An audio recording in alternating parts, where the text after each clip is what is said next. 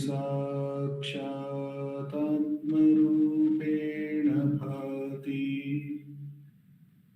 हृदि विषमनसा स्वं चिन्वतामच्युतावत् पवनचलनरोधा आत्मनिष्ठो भवत्वम्। Namo Ramana.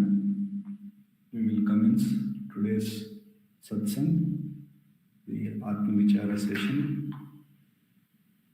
by listening to Bhagavan's Upadesham, and we have been reading from the book Ramana Answers, Self-Enquiry 1900 to 1950, a compilation of all the answers given by Bhagavan on Atma Vichara between 1900 to 1950. The compilation has been done by our founder, President Sri A.R. Natarajanji, and we are looking at the question answer sessions between 1936 to 1950, and last week we looked at the question number 22, and then we will look into we'll read that question and continue to look into question number 23 and 24, contemplate on the answers given by Bhagavan by his grace, and then have a 20-minute Atma Vichara session, following which our President Sarada would be talking about Atma Vichara as it has been contemplated in Ramana Gita by Ganapati Muni. And finally, we'll have the concluding prayers to Bhagavan. I'll read out the last week's question answer. Devotee, how shall I reach the self? Bhagavan, there is no reaching the self. If the self were to be reached, it would mean that the self is not now and here, but that it should be got anew. What is got afresh will also be lost, so it will be impermanent. What is not permanent is not worth striving for. So I say, the self is not reached. You are the self. You are already that. The fact is that you are ignorant of your blissful state. Ignorance supervenes and draws a veil over the pure bliss. Attempts are directed only to remove this ignorance. This ignorance consists of wrong knowledge. The wrong knowledge consists in the false identification of the self with the body, the mind, etc. This false identity must go, and there remains the self. In this answer, Bhagavan, as always, is reiterating that we are nothing but the self, and all the wrong knowledge that we have, we go on superimposing by identifying ourselves with the body, the mind, the intellect, the world, and anything, is the only reason that we find that the self is far away. Actually, we are verily the self. So all this superimposing and wrong identification is all that we need to let go. That then the self that is available is seen to be always present. So the devotee further asks, how is that to happen? And Bhagavan says, by enquiry into the self. Now, we are actually looking for an answer, the answer for the self. But the very questioner is the superimposition on the self is not something that we understand. Therefore, even though Bhagavan gives an answer that you are already the self,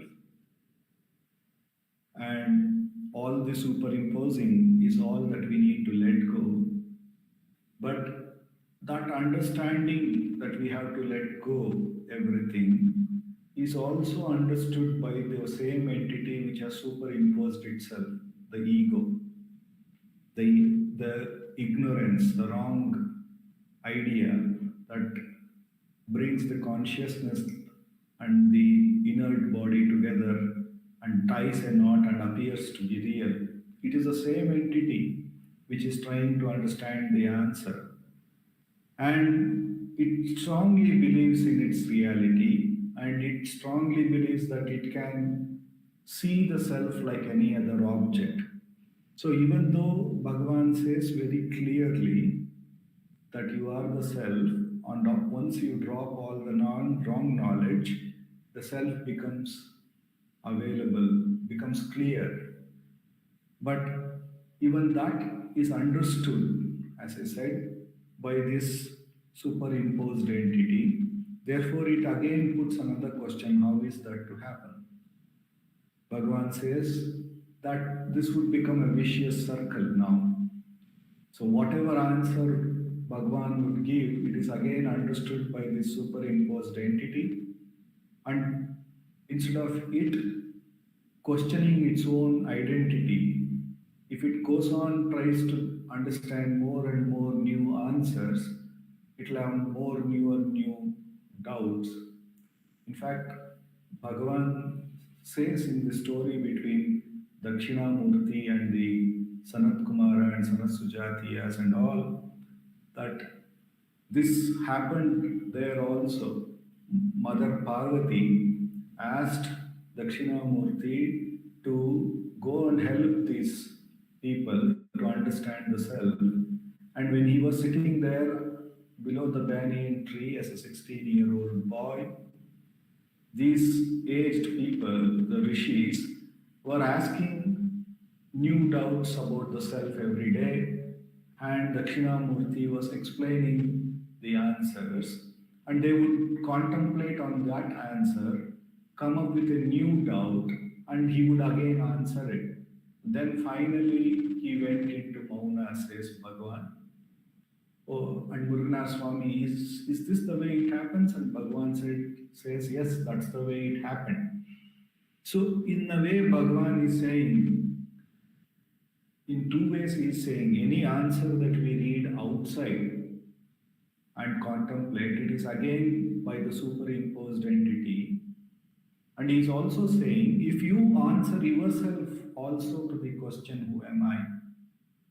It is again an answer given by the superimposed entity for its own gratification, and it may again, after that, doubt or forget. Anything could happen.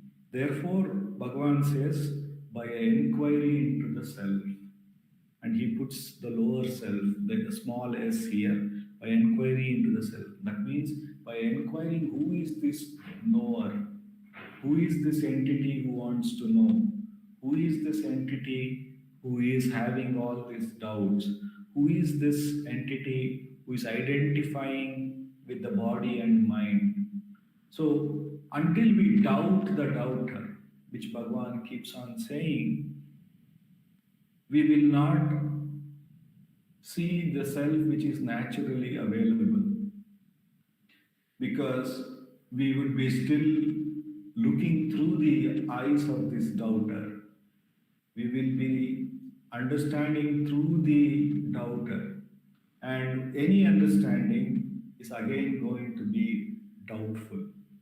So only when we doubt the doubter and see that the doubter himself is the source of the problem, as long as I keep on entertaining this doubter, then all these superimpositions continue to be there. And as long as the superimpositions of I being the body and the mind, a doubt is nothing but a thought. So this identification with the body and mind will continue to be there. And this superimposition will happen by very virtue of me attending to this doubter. When that becomes very, very clear, that is when we understand that we just have to transcend all this, and not give reality to any of this, and then the self alone is. It is just that this doubter is real and his understanding in this capacity to understand is real, and he will understand it one day. The entire reality we are giving to this division, which is really not there. In self, if self is everything, there cannot be a division of a person who wants to know. So, as long as we keep reality to this division, that there is an entity to know, to understand, to do, we will not realize the self, because the very division makes us not see the unity behind it. So Bhagavan is saying here, how is that to happen? Instead of now answering it, Bhagavan is saying by inquiry into the self. Then the devotee asks, it is difficult. Can I realize the self, Maharaj? Kindly tell me. It looks so difficult. It looks so difficult for the words on this paper to know, on the words on this paper to know the paper, because it's superimposed on the paper itself. And or in a more normal way to say, if a character on the screen wants to know the screen, the very act of the character appearing on the screen and it being real, it is actually covering up the screen. And the very virtue of it covering up, no matter what it tries to know the screen, it cannot know, because it has already covered up the very screen and it has appeared on the very screen which it wants to know. Unless it realizes that the film has to stop and what remains is only the screen. So Bhagavan is saying in the same way here. The question is, tell me, it looks so difficult. To which Bhagavan is answering, you are already the self. Therefore, realization is common to everyone. Realization knows no difference in the aspirants. Very beautiful words here. Realization knows no difference in the aspirants.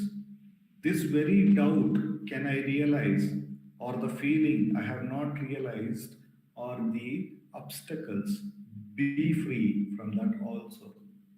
So Bhagavan is saying very beautifully, again reassuring that you are already the screen, you are not the film, you are not the thoughts, you are not this body, you are not this intellect. All that appears superimposed and real is not that you are. It appears to whom when you inquire? That on which it appears, the screen, or to which it cognizes all of this, that self, you are already that. Without you, you can't know that you are the body. Without you, you can't know you are the mind. Without you, you can't know there is a world.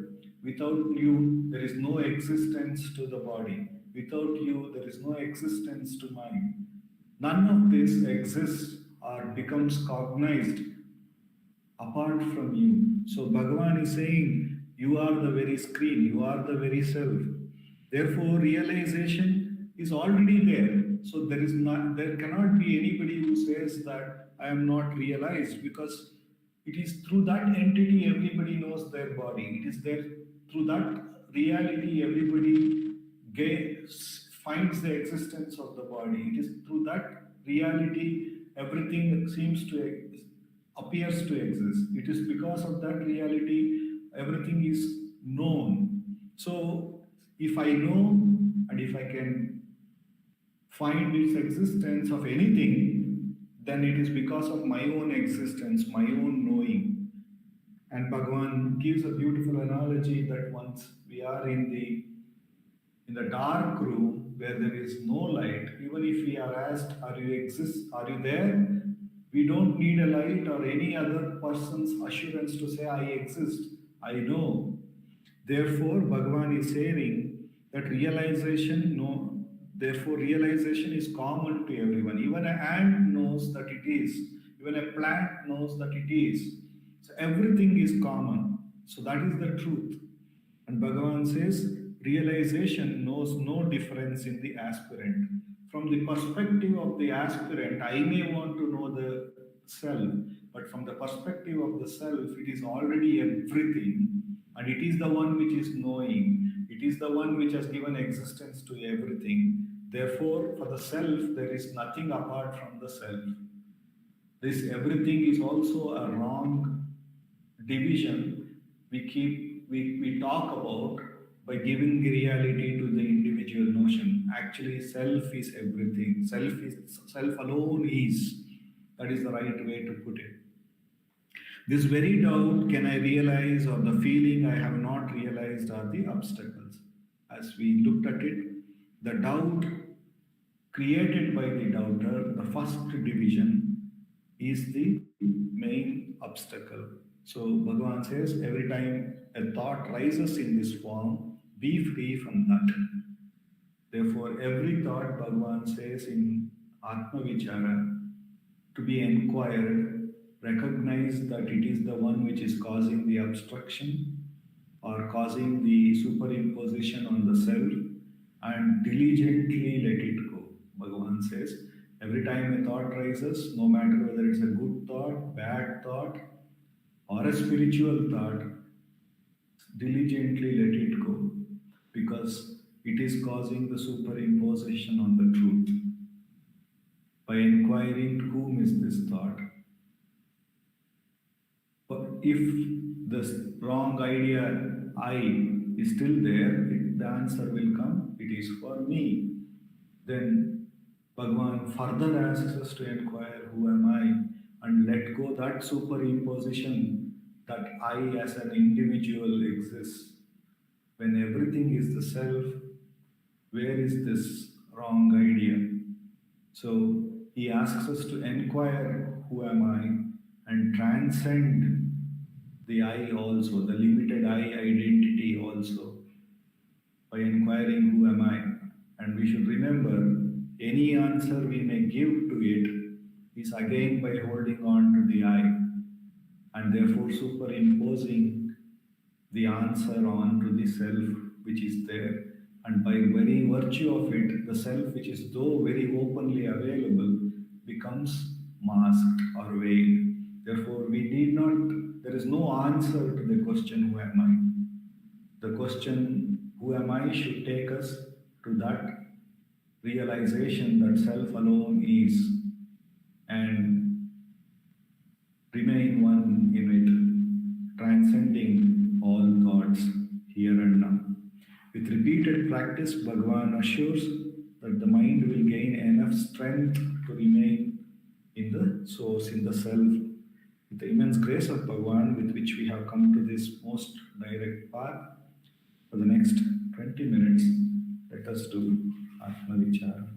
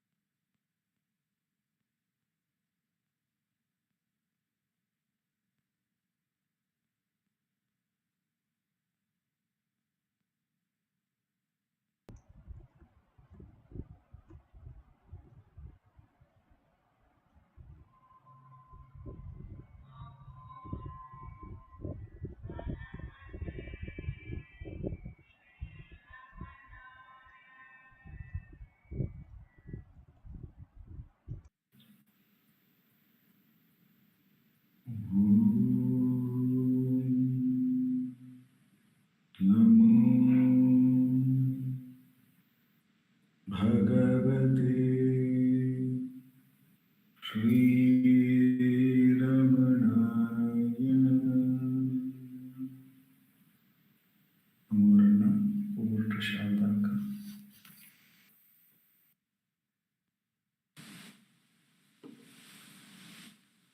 Namo Ramana. Prostrations to Ramana, shining as the self in all beings. Where the immense grace of the self manifests as Ramana, we have been blessed to meditate on the practice of self-inquiry and also to have a session of practice of self-inquiry. And we continue to meditate on Bhagavan's teachings, which throw light on our practice of self-inquiry. These teachings as recorded in Ramana Gita. We are now meditating on the 5th chapter of Ramana Gita, and we were on the verses 10, 11 and 12, where Bhagavan has already told us about the truth about the heart, saying that it is the source. The heart is the source. And all descriptions of the heart would be concepts. However, out of concession for us, he has given us the concept that the spiritual heart is on the right side. It is not the physical blood pumping organ. It is not the Anahata chakra which is at the center. It is the spiritual center from which the energy goes through the Shushumna Nadi to the Sahasrara in the head, and that is the mind center. And from the mind, it permeates the whole body. And when it permeates the whole body, a person becomes a samsari. He becomes worldly. He becomes world-oriented. He becomes object-oriented. He or she becomes object-oriented. What is world? World is an object.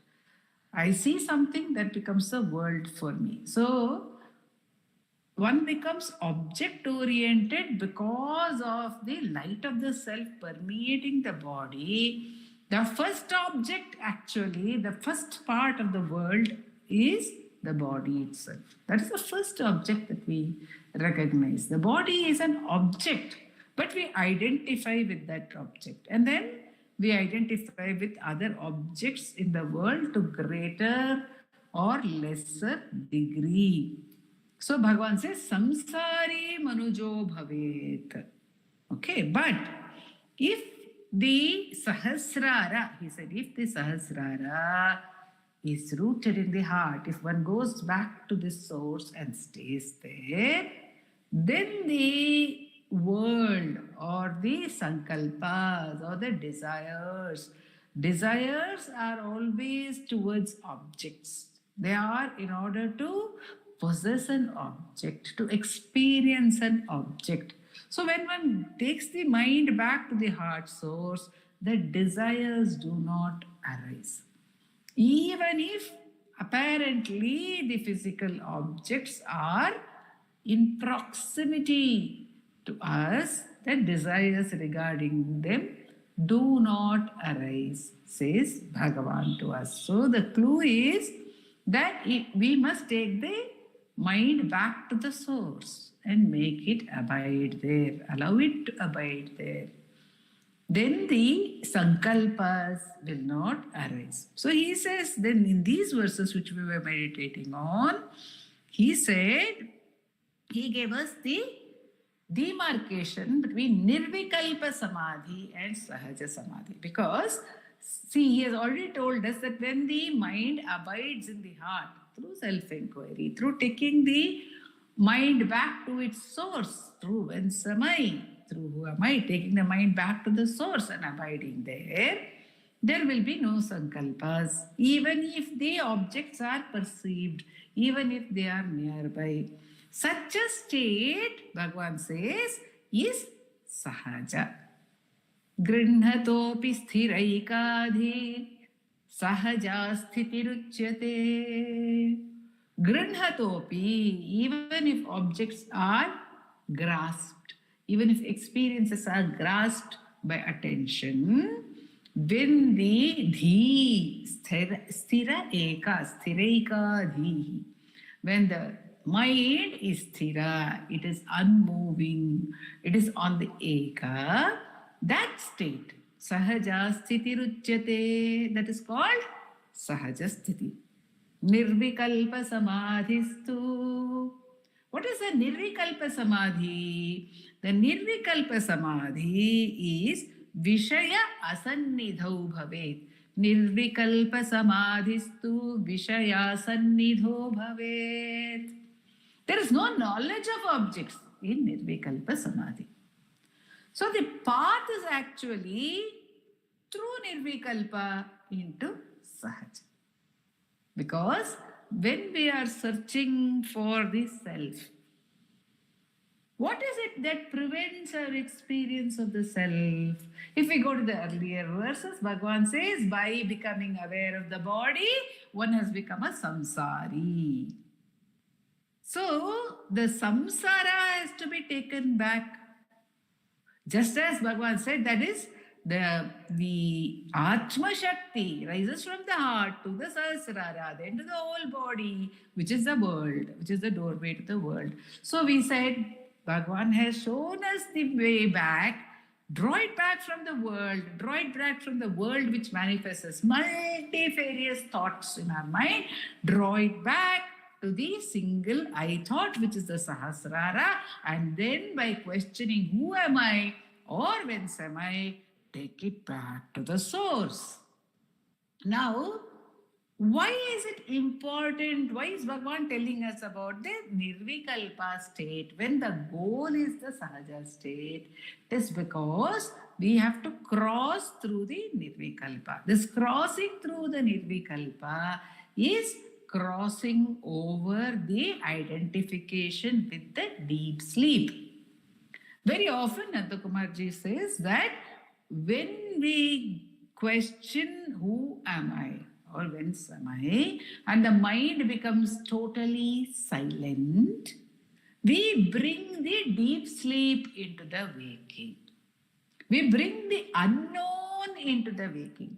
See, unless we are ready to completely get into the unknown, we cannot experience the self. So long as we are holding on to any known entity, we are holding on to thought.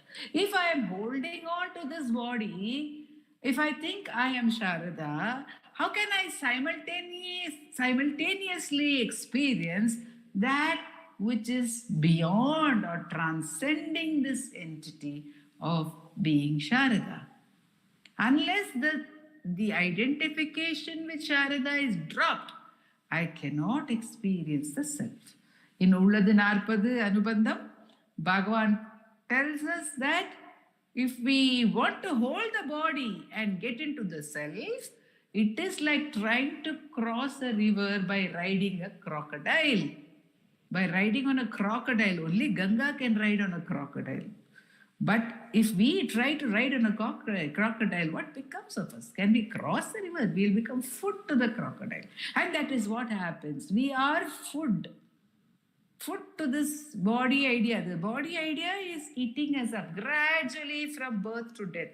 And then again it eats us up. Every time we take a form, it is consuming us. We become food to that idea. So, holding on to the body idea, we cannot experience the self. And the rise of any thought means the body has already, body idea, the ego or the body idea is already risen. This Bhagavan explains to us in Ashtakam. He says, Indraham enum ninevenir pira undrum indru aduvarai pira ninevazhil arkerku. When the other thoughts arise, that means already the I thought has arisen. If I thought is not there, no other thought will be there. That is nirvikalpa. When I thought is not there, no other thought will be there. So we have to get to a point where no objects are there, but awareness is held. When awareness is held, minus objects, we get into nirvikalpa experience of the self. So, how to ensure that we get to the nirvikalpa or the thought free state? We have to be rid of thoughts. We have to be rid of thoughts. Why rid of thoughts? Because if thoughts are not there, thinker also will not be there. Because who is a thinker? A thinker is one who has thoughts. An experiencer is one who has experiences. So if there are no experiences, the one who is the experiencer will not be there. If the objects are not there, the subject will not be there. If the subject is not there, the objects will not be there. This because it's only a relative condition. The subject-object relationship is relative. One cannot exist without the other. So if we directly ask, who am I? Intensely, then automatically all the thoughts will have to be dropped or they will have to disappear, because when I don't know who I am, what am I going to be thinking about? How can I think about anything unless I know who I am? Unless I have some identity, how can I think about anything? So if my identity is being questioned, if the validity of my identity is being questioned, when I am asking who am I, at that point when I am asking who am I cannot have any other thought. So every time one asks who am I, one actually gets into nirvikalpa samadhi. One gets into the silence. However, that nirvikalpa samadhi may be so minuscule in terms of the what we experience as time period, that it does not leave its imprint on the mind. There seems to be the simultaneous existence of thought if it rises immediately. In fact, when thoughts, every thought actually sinks back into the source and another thought rises, because Bhagavan says that at a time we can have only one thought. And psychology also has arrived at this point, which is intuited by our sages and Bhagavan. So, when at a time we can have only one thought, so how is it that we seem to be having multiple thoughts? Psychology explains this phenomena as a very speedy, a very fast shifting of attention from one to the other. So Ashtavadana, Shatavadana and all people who can do 8 tasks at a time, 100 tasks at a time are capable of quickly shifting their attention from one to the other, very fast. And hold on to the process of attention at the same time. Whereas for most of us, what happens? The speed with which one thought disappears and another arises gives us a feeling of a continuity of thoughts. It's like watching an animation movie. In an animation movie, there is no action. There is no action at all. There are only a series of still pictures. But the still pictures are moved so fast that we get the impression or the illusion of animation, of movement. Animus means movement, alive. We get the feeling it is alive. So it is like that. Bhagavan says our thoughts are also like that. One thought, if we slow down the process of thinking, we will realize that one thought subsides, another thought arises. And when one thought subsides, it has to subside into the self. Therefore, the silence is experienced by every one of us. But when we ask, who am I? Gradually the thought process becomes slower, there is less of attachment to the thoughts that are arising. Gradually, there is less of attachment to the thoughts that arise. So when there is a lot of attachment to the thoughts that arise, there is very speedy process of thinking. But when there is less, as there is less of attachment, then the thought process becomes calm, it becomes slower, it becomes unhurried. Then one is able to, without one's knowledge, start perceiving or experiencing the silence of the self, which is there in the gaps between the thoughts. This is unconscious to begin with. But when we ask ourselves, who am I? If the question has intensity, then what will happen is there will be a perfect experiencing of silence, which is called nirvikalpa. It is then when we experience it, we know that at that point only there is confirmed knowledge that, hey, I exist without thoughts. My existence is not dependent on thoughts. Which means if it is not dependent on thoughts, it's not dependent on any experience, including the experience I am Sarada, which is the primary thought. I am so and so, I am this body, is the primary thought. So when one experiences that thought-free state or the nirvikalpa, it is absolutely clear. At that point, it will become absolutely clear to us that one is not the body. One is not any experience associated with the body. But Bhagavan,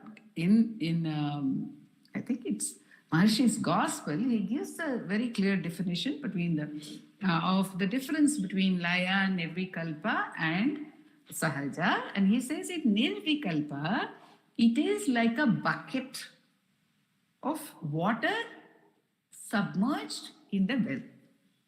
So what happens? The identity of the bucket is irrelevant because the bucket is submerged in the well. It is there, the water is inside and the water is outside, and the experience is only of the water. However, when you draw the bucket out of the well, the bucket of water, when it's drawn out of the well, again the identified existence returns. So the nirvikalpa is experienced. It is remembered. It is remembered with the identity. It is remembered as my having experienced it. So it becomes subsidiary to my existence as this entity. It becomes one of my experience and dependent on my going back to that experience. It becomes dependent on that. See, I think that I must go back into the thought-free state. I must experience a thought-free state. I must keep on getting back to it until it becomes steady. So it becomes my effort. I still continue to hold that experience of the self within my identity. I think it is mine. Whereas this is not there at all. This entity is not there at all.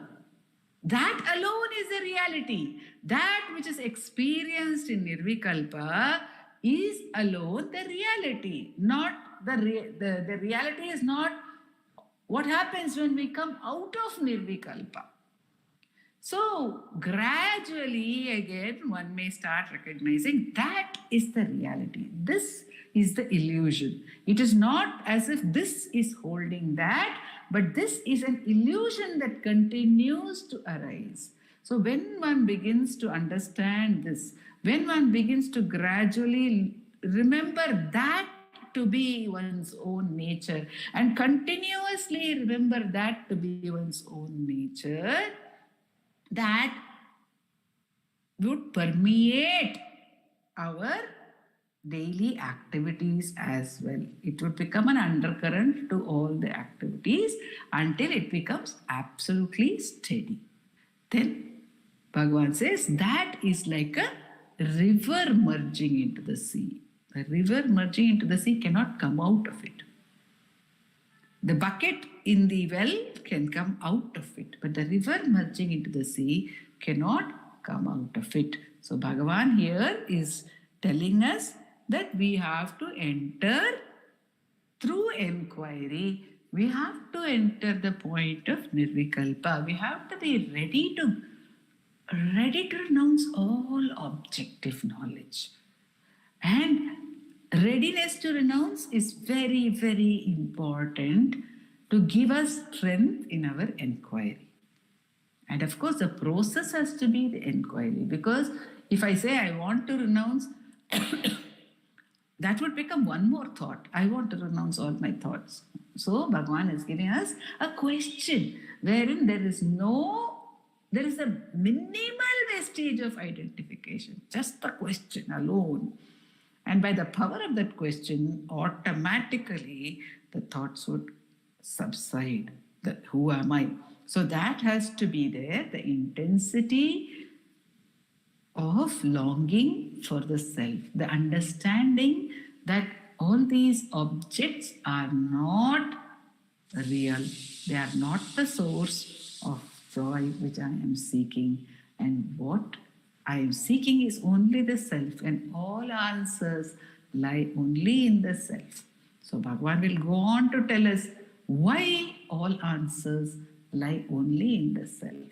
And he also will go on to tell us how to get back, if we say that this is an understanding of how we cross over this unknown, the fear of the unknown, by experiencing the unknown, by experiencing the zero identity in waking through nirvikalpa.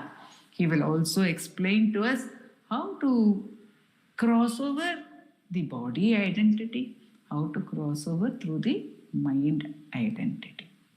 By His grace, every word of His is an awakening for us, and it will continue to do its task until we have that state which he is talking about, the Sahaja Sthiti. Om Namo Bhagavate Sri Ramana.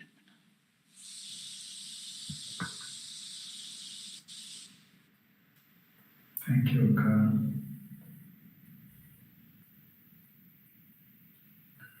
Amar Satchit Sukhavaridashe Yasyormimatrum Bhuvanam Samastam Guhahitam Tam Ramanam Gavhiram Chintamani